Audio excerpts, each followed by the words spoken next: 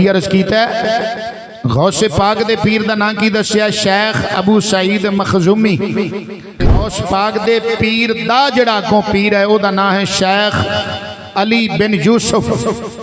शेख अली बिन यूसुफ गौस पाक दा दादा पीर है।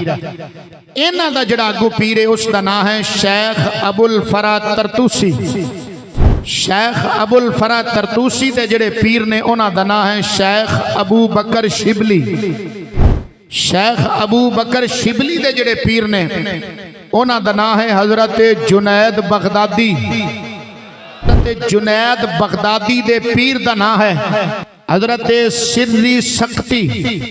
हजरत सिर्री सख्ती दे पीर दा नाम है हजरत मारूफ करखी।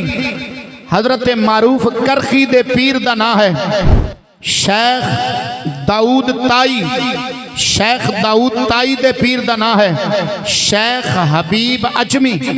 शेख हबीब अजमी दे पीर दा नाम है इमाम हसन बसरी। इमाम हसन बसरी दे पीर दा नाम है मौला अली मुर्तजा शेरे खुदा।